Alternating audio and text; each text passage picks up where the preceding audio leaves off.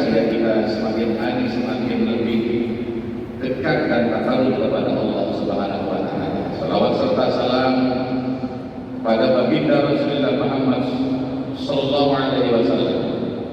Allahumma shalli wa sallim wa barik ala sayyidina Muhammad. Bapak dan Ibu rahimakumullah, usia 40 tahun adalah satu-satunya umur yang disebut di dalam Al-Quran. Al-Ahqaf ayat 15 menyebutkan hatta idza balagha ashuddahu wa balagha 40 sanatan qala rabbi awzi'ni an ashkura ni'mataka allati an'amta 'alayya wa 'ala walidayya wa an a'mala shalihan tardahu wa aslih li fi dhurriyyati inni tubtu ilaika wa inni minal muslimin. Ada apa gerangan sehingga usia 40 ini disebut oleh Allah dalam Al-Quran? Bagi kita yang belum mencapai usia 40 tahun, barangkali bekal yang Allah sampaikan di ayat ini Al-Ahqaf 15 cukup menjadi persiapan bagi kita, sehingga kita begitu nyampe nanti usia 40 kita sudah bisa melaksanakan apa yang Allah anjurkan, perintahkan di ayat 15 Al-Ahqaf. Para ahli psikologi berkesimpulan bahwa realitas kehidupan manusia itu sejatinya dimulai dari usia 40. Makanya para nabi dan rasul termasuk yang disebut di ayat ini mukhatabnya kepada Nabi Musa alaihissalam rata-rata diangkat oleh Allah di usia 40. Karena memang usia 40 adalah usia yang paling mendekati titik kesempurnaan, baik dalam proses fisik maupun dalam proses psikologis terhadap seseorang dalam kehidupannya. Sehingga sejatinya kehidupan itu bisa mulai startnya dari usia 40 tahun. Karena itu Allah memberi bekal di dalam surat ini kepada kita yang sudah memasuki usia 40 tahun sampai telah ajal menjemput nyawa. Pertama ada 6 pesan Allah dalam ayat ini. Rabbi auzi'ni an ashkura ni'mataka allati an'amta 'alayya. Bagi mereka yang sudah berusia 40 tahun, maka yang pertama pesan Allah, banyaklah bersyukur atas apa yang Allah telah berikan. Kalau kita buka kembali hadis Rasulullah SAW yang menceritakan awal mula kalimat yang pertama-tama Allah turunkan dalam kehidupan makhluk di alam semesta ini adalah kalimat syukur, yaitu kalimat alhamdulillah. Diriwayatkan bahwa ketika Allah pertama kali menciptakan makhluk yang pertama diciptakan oleh Allah ini melimpah dari rahmat Allah, sehingga nur Allah ini melimpah lalu menjadi makhluk ini karena merasa bersyukur kepada Allah, lalu dia bersujud kepada Allah, dan kalimat pertama yang terucap adalah alhamdulillah rabbil alamin. Karena itu Al-Quran dimulai dengan kalimat ini, alhamdulillah rabbil alamin, sudah Al-Fatihah. Karena itu bagi mereka yang sudah usia 40 tahun Allah pesankan an ashkura ni'mataka allati an'amta 'alayya. Banyak-banyaklah bersyukur. Lalu yang kedua apa? Wa an a'mala ni'mataka allati an'amta 'alayya wa 'ala walidayya. Harus lebih meningkat lagi kebaktiannya kepada orang tuanya. Karena dia sudah merasakan di usia 40 itu tanggung jawab sebagai orang tua sudah mulai terasa. Rata-rata orang sudah menikah di usia 40 tahun. Dan rata-rata insya Allah sudah punya anak. Dan di situ sudah mulai terasa betapa rasa tanggung jawab sebagai orang tua. Karena itu semestinya bagi mereka yang sudah usia 40 tahun, maka akan semakin meningkat kebaktiannya kepada kedua orang tua. Lalu yang ketiga pesan Allah, wa an a'mala sholihan tardah.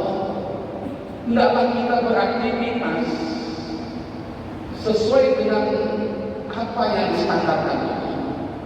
Hidup berstandarkan Allah. An a'mala sholihan tardah. Hidup berstandarkan itu Allah Subhanahu wa Ta'ala. Karena itu mari kita koreksi kembali. Apakah ibadah yang kita lakukan ini sudah sesuai dengan standar Allah ini? Apakah muamalah yang kita lakukan dalam kehidupan sehari-hari ini sudah sesuai dengan syariat dan standar yang Allah inginkan? Mari kita coba lakukan. Mari kita koreksi. Satu contoh dalam muamalah, baik itu jual beli, transaksi utang piutang, pinjam meminjam, sewa, dagang, dan seterusnya. Di dalam muamalah ini yang paling menjadi standar pokok hukumnya adalah transaksi. Itu ada tiga.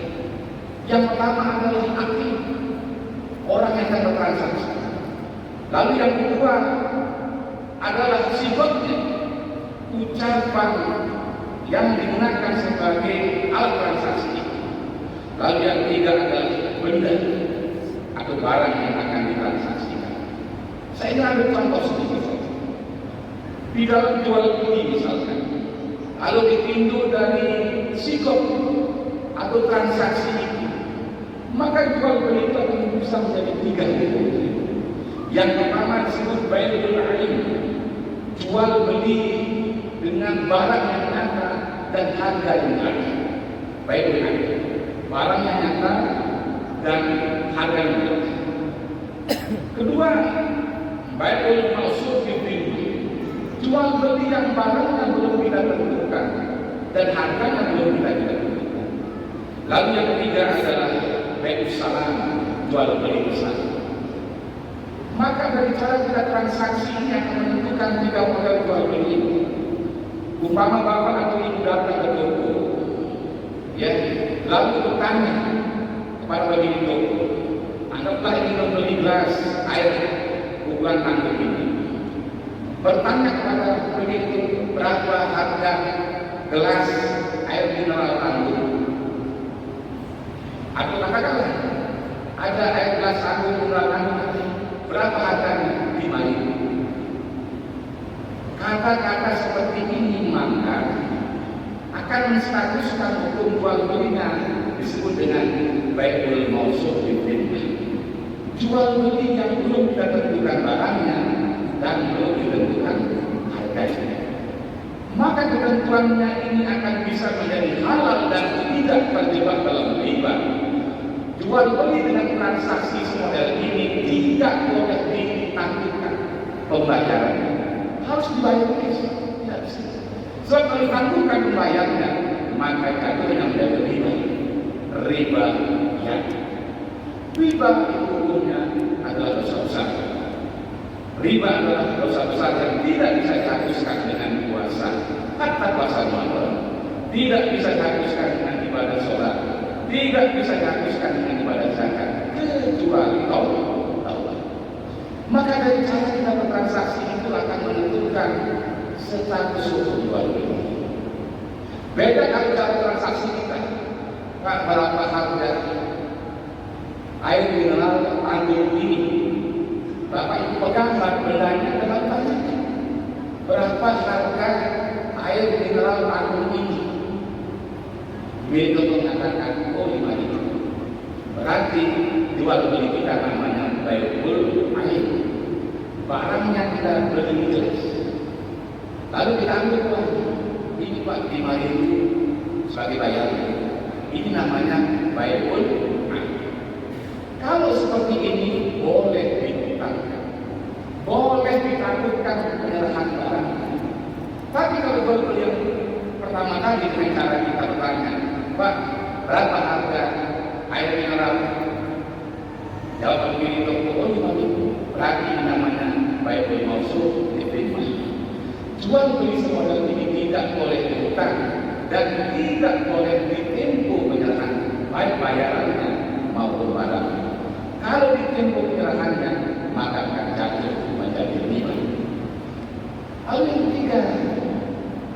sama, itu pun sama. Kalau kita pesan barang, maka syaratnya akan sah. Jual beli model ini harus diserahkan Rasul malnya. Pembayarannya juga diserahkan minimal begini.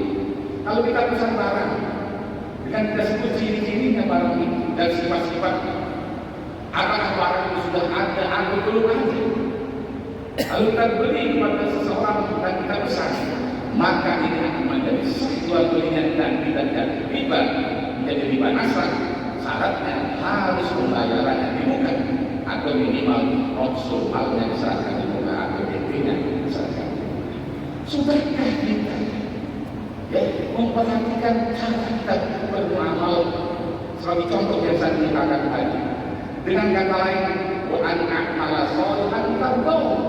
Apakah kita sudah menjalankan aktivitas hidup ini, entah itu transaksi muamalah, entah itu ibadah yang bersetandarkan Tuhan sesuai dengan apa yang Tuhan ridhoi. Lalu yang ketiga yang barusan di dalam Al-Ahqaf ayat 15 ini, aslih bi dzurriyyati, aslih bi dzurriyyati. Orang yang sudah berumur usia 40 tahun ke atas, tidaklah dia telah selesai dengan dirinya, tidaklah dia sukses mengolah hidupnya. Tidak hanya dirinya, hidupnya, tapi juga dzurriyyah, anak dan keturunannya. Pertanyaannya, sudahkah kita mendidikkan anak-anak kita sesuai dengan yang Allah inginkan? Sudahkah kita mengelola anak-anak kehidupan anak-anak kita, keluarga kita sesuai dengan standar yang Allah inginkan? Ataukah hidup kita sudahkah kita kelola sesuai dengan apa yang Allah inginkan, yang Allah ridhoi? Waslih bi dzurriyyati. Lalu yang kelima, ini itu baiknya orang yang berusia 40 tahun hendaklah lebih banyak lagi bertobat kepada Allah, lebih banyak lagi waktu dia akan mendekatkan diri kepada Allah, entah dengan jalan berzikir, entah dengan jalan tafakkur atau apapun bentuknya. Sejatinya lebih banyak waktu yang kembali kepada Allah Subhanahu wa Ta'ala. Dan yang terakhir, wa inni minal muslimin. Mudah-mudahan hidupnya kelak berakhir dengan happy ending. Mudah-mudahan kita meninggalkan dunia ini dengan husnul khatimah sesuai dengan Allah ridhoi. Enam yang Allah pesankan tadi, banyak bersyukur, tingkatkan kebaktian kepada orang tua, beraktivitas sesuai dengan standar yang diinginkan Allah dalam segala aspek kehidupan. Kemudian mengelola hidup kita dengan sukses dan anak-anak kita. Lalu yang kelima, lebih banyak mendekatkan diri kepada Allah. Dan yang keenam, bagaimana hidup kita berakhir dengan happy ending atau husnul khatimah. Ini yang dipesankan Allah kepada mereka yang sudah berusia 40 tahun. Makanya satu-satunya usia yang Allah sebutkan dalam Al-Quran adalah usia 40 tahun. Inilah yang bisa saya sampaikan. Silakan, masih ada waktu untuk kita bisa mendalami materi yang saya sampaikan. Terima kasih. Mari para jemaah yang ingin bertanya, silakan untuk menunjukkan tangan. Pemirsa,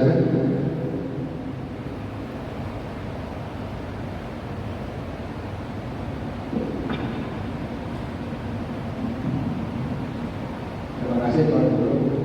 Semoga kita salam membantu kajian pada hari ini luar biasa. Ini adalah menambah di mana berbeli. Menariknya jual belinya adalah dengan perkembangan teknologi sekarang ini sudah berbagai macam cara jual belinya. Bahkan sekarang orang sudah dapat uang tunai lagi, sudah dapat uang lebaran baru beberapa hari yang lalu kita di Masjid Raya Ibadah ini bersama Beli mensosialisasikan bagaimana membayar itu bukan dengan uang. Tadi perlu menyampaikannya tidak dengan uang, membayar itu dengan uang. Kalau misalkan jual beli banyak sekali, ada yang namanya COD. COD itu gimana kita pesan barangnya, nanti bayarnya saat barang sudah sampai di rumah gitu. Nah itu kalau pengalaman bapak-bapak mungkin punya anak-anak tiba-tiba datang baru sudah bayar, kita nggak dapat bayar seperti itu. Itu banjir namanya COD. Ada juga jual beli yang mati kartu kredit. Kita beli dulu barangnya, bayar, kita beli barangnya, bayarnya pakai kartu, tapi uangnya nanti 50 hari kemudian baru kita bayar. Itu paling sering salah lakukan. Paling sering salah lakukan. Dan tidak ada kerjaan bayarnya.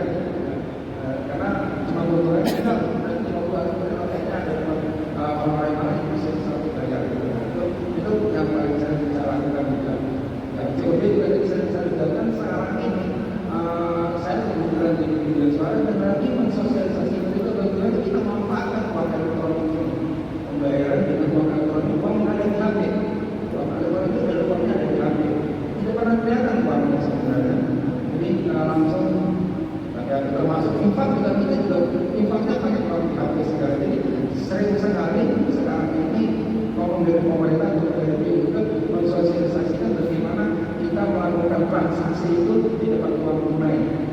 Alasannya banyak sekali karena kalau kita perhatikan kalau kita di Indonesia ini secara umum uang yang 1.000, 2.000 harus berpusat dan sebagainya. Nah, kalau kita perhatikan uang 1 real aja tidak pernah dia walaupun cuma 1 real gitu, apalagi yang 1 real dan sebagainya. Itu salah satu alasan BNI mensosialisasikan mari kita menggunakan uang elektronik dalam berbelanja dan sebagainya. Selain mengurangi keadaan juga supaya mereka tidak terlalu banyak memproduksi uang karena biaya cetak uang itu mahal. Uang penjelasan lagi teman-teman.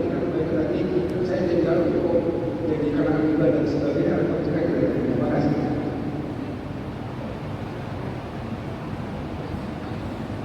Ya, baik, terima kasih dari pertanyaan yang bagus. Pertama, antara rukun jual beli selain sifat tadi dalam produk ada nanti 2 orang yang bertransaksi.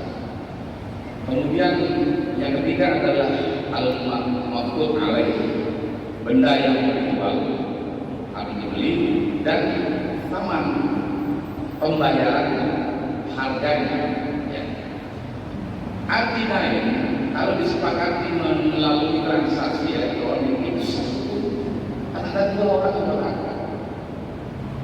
Di contoh mazhab Syafi'i masih diperdebatkan kalau kita belanja biasanya di bandara atau di mana kita belanjanya di box, ya kan? Kita masukkan uang 10.000 keluar di luar, kita beli mesinnya. Ini diperdebatkan di mazhab Syafi'i karena tidak ada orang yang bertransaksi. Ini masih diperdebatkan. Tetapi kalau menggunakan alat transaksi, ya, tak menggunakan kartu atau menggunakan apa, ini masih diperbolehkan di dalam mazhab Syafi'i karena kita itu sudah memiliki unsur 2 orang yang bertransaksi. Nah, hanya saja cara kita bertransaksi ini akan menentukan status jual beli. Ya, kemudian barang yang kita jual belikan ini juga akan menstatuskan hukum jual beli. Ada jual beli yang halal tetapi haram. Sah jual belinya tetapi haram. Manakala transaksi kita lakukan kepada mereka yang kita yakin atau kita duga barang yang kita jual ini, barang yang kita hibahkan, barang yang kita sedekahkan akan digunakan untuk maksiat kepada Allah. Ini sah jual belinya tetapi haram hukumnya. Di sisi haramnya di mana? Kan kita membantu orang untuk melakukan maksiat. Ada jual beli yang tidak dan haram, seperti jual beli yang belum jelas ukuran barangnya. Kita jual misalkan pohon, buah dalam pohon yang banyak makanya sekarang. Kita jual misalnya satu tadi dengan satu ukuran satu. Ini namanya jual beli barang yang tidak jelas ukuran. Ini di samping tidak sah juga haram. Bahkan cenderung akan berpotensi menjadi riba dari takut. Karena itu cara kita bertransaksi akan menentukan hukum jual beli. Barang yang kita jual belikan berdasarkan harus suci. Barang yang tidak suci tidak boleh diperjualbelikan. Karena barang ini statusnya ada yang bisa dimiliki, ada yang hanya bisa dikuasai tidak bisa dimiliki, ada yang tidak bisa dimiliki dan tidak bisa dikuasai. Barang yang bisa dikuasai dan dimiliki adalah barang yang suci dan halal. Artinya milik kita. Barang yang tidak bisa dimiliki tapi bisa dikuasai adalah barang-barang yang tidak suci. Umpamanya saya punya misalnya kotoran sapi atau kotoran ternak. Ini kan barang najis. Tidak boleh diperjualbelikan. Dia akan sah kalau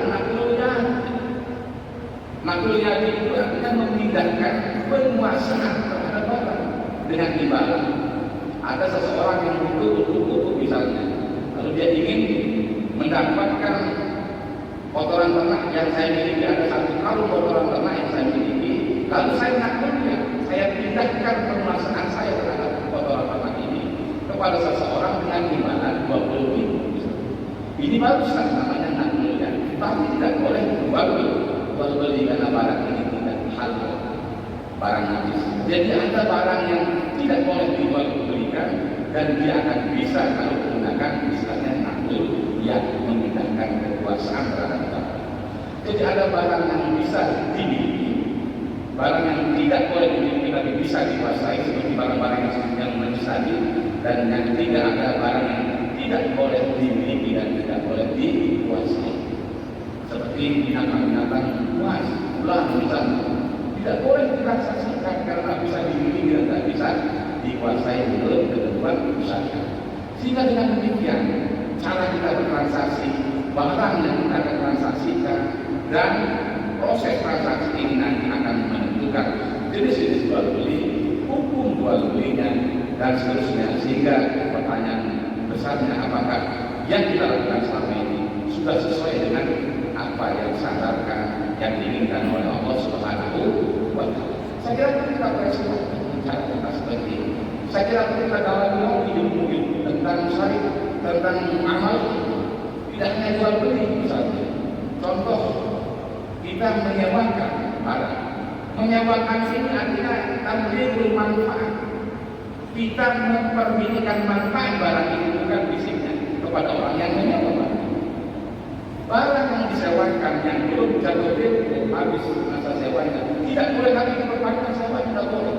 Tetapi dijual boleh.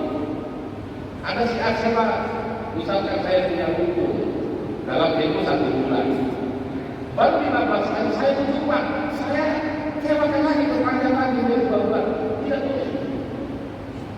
Karena nanti bermanfaat. Tetapi kalau dijual boleh. Dijual kepada orang yang sedang menyewa atau kepada orang lain. Nah, hal seperti ini Allah, saya kira perlu kita buka kembali, ya, kita diskusikan kembali supaya mudah-mudahan pertanyaan tadi an-amala sholihan al-qadar, mudah-mudahan apa yang kita lakukan ini, aktivitas yang kita lakukan ini sesuai dengan standar Allah Subhanahu wa Ta'ala. Saya kira demikian. Terima kasih. Mari, masih ada yang mau bertanya?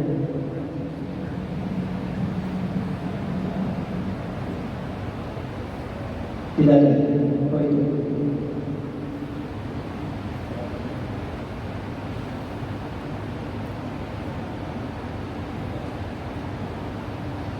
Assalamualaikum warahmatullahi wabarakatuh. Terkait dengan jual beli tadi yang tidak jelas seperti pokok, warna muda, mangga dan lain sebagainya, termasuk sawah baji, kacang dan lain-lain, itu rata-rata belinya dan praktiknya memang demikian. Jaga yang memperhatikan bagaimana dan perlu sampaikan yang seharusnya menurut aturan keajaran negara. Memang di dalam uang seperti pohon rambutan atau mangga itu terjadi tawar-menawar, tidak jelas ada buah mangga, buah rambutan, terjadi memang tawar-menawar. Dan itu yang terjadi. Jarang, seharusnya kan diturunkan dulu buahnya. Dan sementara siapa yang turunkan juga belum jelas, belum seperti itu mana. Ini yang terjadi. Kira-kira bagaimana? Yang salah penjual atau pembelinya? Atau dua-duanya? Terima kasih. Assalamualaikum warahmatullahi wabarakatuh. Baik, karena takabur atau muqabalah dua-duanya sama. Penjual juga berdosa, yang beli juga berdosa. Karena jual beli tidak sah. Kenapa dia tidak sah? Ukurannya belum jelas. Kalau barang itu kecil-kecil, kayak ya kacang, ya kacang merah, kacang hijau, itu ukurannya kecil di bawah. Tapi kalau barangnya agak besar, seperti buah mangga, makanya tidak bisa menggunakan timbangan, tidak bisa, karena tidak sama besar. Tidak akan menjadi sah kalau kita jual buah mangga dalam 1 karung, 1 keranjang, tidak bisa, karena 1 butir mangga ini tidak sama besarnya. Hal ini menjadi paling tidak bisa. Maka akan tidak bisa kalau dijual bijian. Beda dengan katakanlah kacang hijau, kacang merah. Ini relatif sama ukurannya kan. Beras misalnya relatif sama, maka ukurannya adalah kain. Baru akan dijual belikan. Jadi syaratnya harus jelas ukurannya barang itu. Kemudian takut bisa diserah terima dengan barang itu. Kalau barang katakanlah ikan di dalam kolam tidak bisa diserahkan ke makan dan tidak tahu berapa ukurannya, maka tidak sah jual belinya. Di samping jual beli tidak sah, maka melakukan transaksi seperti ini adalah haram hukumnya dan berdosa. Jadi ada jual beli yang halal tetapi haram, ya kan? Ada yang halal tetapi makruh, ada yang halal bahkan sunnah. Lakukan jual beli seperti ini. Ya, jual beli yang halal tapi haram tadi adalah jual beli ya atau hibah atau pemberian terhadap barang yang akan digunakan oleh seseorang yang membeli barang kepada kita, atau kita hibahkan atau kita sedekahkan barang itu akan digunakan untuk maksiat kepada Allah Subhanahu wa Ta'ala. Ini halal jual belinya, hibahnya atau pemberiannya, sedekahnya, tetapi haram hukumnya. Karena apa? Karena kita membantu orang melakukan maksiat. Tapi kalau yang kita dijual buah di pohonnya, jual jagung masih di sawah, ini tidak sah dan haram. Dua-duanya berdosa karena sifatnya ya taqabul, ya bertransaksi, hanya yang menjual sudah berdosa, yang membeli juga berdosa. Ada kalanya orang yang menjual itu berdosa, tapi beli tidak. Seperti contoh yang transaksi dalam kalau tidak ada utang gitu kan. Sekarang ini kalau kita pinjam di manapun mesti kan pengembalian harus melebihi dari pokok utang. Mau pinjam di perorangan, pinjam di lembaga, syarat pengembaliannya adalah harus melebihi dari pinjaman pokok. Maka ini menjadi halal dan tidak berdosa kepada orang yang meminjam itu. Syaratnya pertama harus dia niatkan untuk apa? Dia niatkan untuk kelebihannya. Dia bernazar untuk misalkan akan memberikan. Kalau saya diberikan hutang oleh si B, maka saya akan bernazar akan kembalikan melebihi dari pokok hutangnya. Nah ini baru boleh. Yang berhutang tidak berdosa, tetapi tetap yang memberikan hutang dia berdosa. Dan banyak masih contoh hal-hal yang halal dilakukan jual belinya tetapi berdosa, halal tetapi berdosa. Contohnya, Bapak beli makanan dengan uang haram, ya. Berapa ada nasi satu bungkus? Oh 5.000. Oh ya saya beli. Tapi saya makan dulu ya, oh ya makan dulu. Terus saya makan baru bayar. Ini halal. Yang kita makan halal, tetapi transaksi jual belinya haram karena kita gunakan uang halal. Halal makannya, tetapi transaksinya haram. Beda kalau Bapak makan setelah bayar. Kalau kita makan nasi yang kita beli itu setelah kita bayar oleh kita makan menggunakan uang haram, maka di samping berdosa juga haram transaksi yang kita lakukan. Jika banyak contoh yang kalau kita kupas secara detail kita ketemu dari cara kita transaksi itu akan ketemu model-model macam-macam hukum jual beli maupun yang lainnya. Karena itu sudah apa yang pertanyaannya, sudahkah semua ini kita jalankan sesuai dengan standar Allah ini? Pertanyaannya karena itu mari kita kupas kembali, kita kaji kembali supaya kita betul-betul mengetahui cara kita melakukan amal ini sesuai dengan apa yang Allah ridho, yang Allah inginkan. Mudah-mudahan ada manfaatnya. Bagi satu.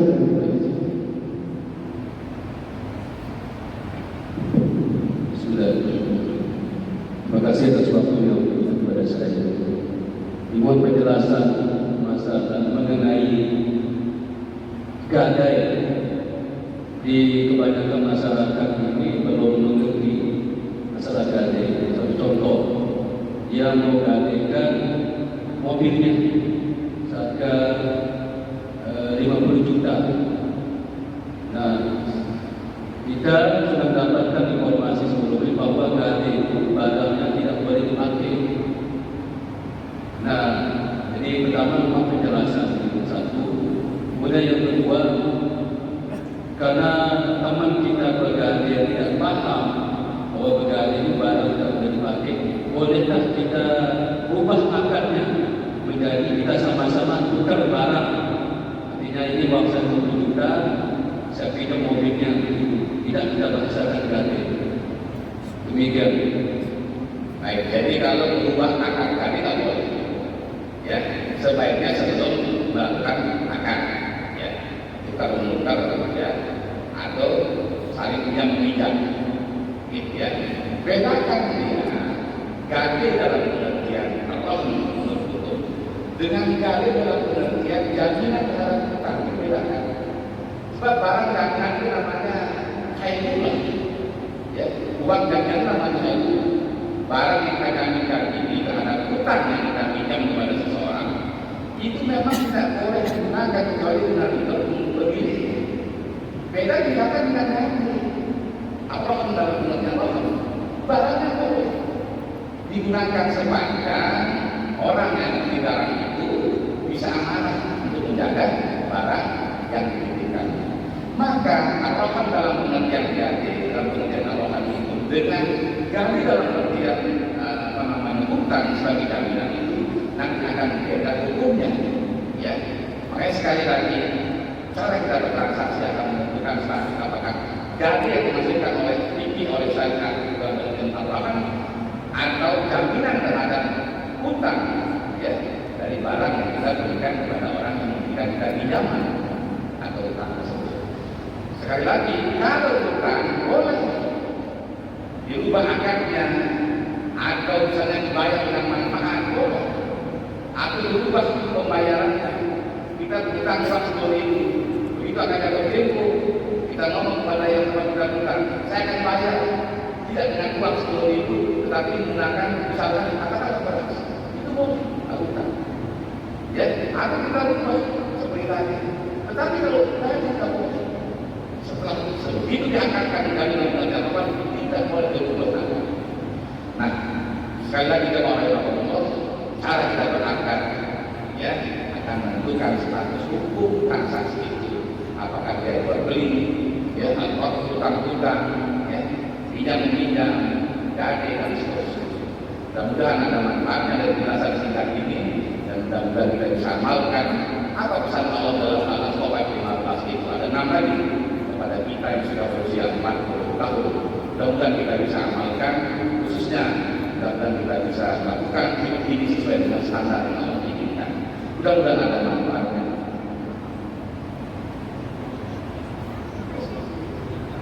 Baik, baik saja. Terima kasih Tuan Guru atas penjelasan yang cukup menarik. Dari yang disampaikan tadi contoh ya, beli buah asli, beli jagung segala macam, kemudian kita sewa belum habis tempo sudah tidak diperpanjang. Kalau saya tidak salah dengar tidak boleh, tidak tahu. Nah, tetapi saat mungkin jual beli itu kan 2 orang sama sudah ada. Yang kedua, hijab itu juga sudah ada. Cara transaksinya juga ada. Tetapi antara kedua pihak ini sudah sepakat bahwa saya beli barang itu seharga sudah oke, tidak apa-apa, tidak ada masalah. Aman saya juga ikhlas. Buat kata-kata ikhlas. Mau tujuan panjang, mau beli di pohon dan segala macam yang tadi dilarang. Apakah ini masih termasuk diharapkan? Karena itu sangat marah sekali masyarakat. Terima kasih. Jadi tetap itu haram karena apa? Berpotensi untuk dolar. Ya, dibuat dan bersalah. Kalau ada buah yang kejual di pohon itu mahal, yang punya menjual, yang rugi membeli. Ada kesalahan yang harus sederhana. Misal saya beli apa satu pohon itu. Tapi sebaliknya, kalau dia murah dibayar, yang punya barang bisa menjual. Ini yang dilarang oleh agama. Antara diminum tanah itu syaratnya harus jelas barang yang dijual-belikan supaya tidak ada kesalahan. Ya, sebab tidak ada kandungan yang sifatnya menipu bagi orang itu. Ini sebabnya sudah dilarang jual beli yang tidak jelas. Barang yang dijual-belikan dalam pengertian kurangnya, ya, status pemilikan barangnya dan seterusnya. Ini yang akan menimbulkan penyesalan. Sebabnya dilarang. ya oleh syariat dan ada hadis yang melarang. Terima kasih.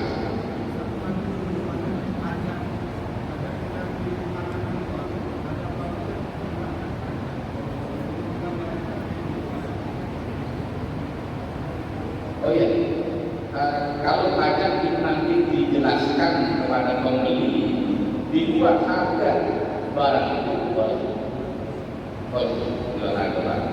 Tetapi kalau dimasukkan di harga itu tidak boleh, ya kan?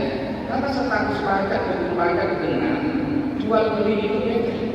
Kalau jual beli kita mulai kehidupan 100% sih bukan ada masalah. Karena hukumnya ada istiqroh jual beli itu. Maupun 100% silahkan, tidak bisa. Beda dengan pajak, ya kewajiban yang akannya beda lagi. Beda juga dengan kita boleh mengambil manfaat karena kita perlu, ya kita baru akan mengambil berkah dari kita membantu orang. Maka kita boleh mengambil untung dari membantu orang, kalau kita tidak boleh. Dari hukumnya riba. Beda dengan jual beli. Kita jual beli mau 100%, mau 20% silahkan masalah. Karena prinsip jual beli barang itu istiqroh untuk mencari untung. Karena itu kalau wakaf atau zakat misalnya terhadap barang yang kita jual belikan itu harus dijelaskan di luar harga barang itu. Tidak boleh disatukan dengan harga barang karena akan transaksi yang hukum dari riba.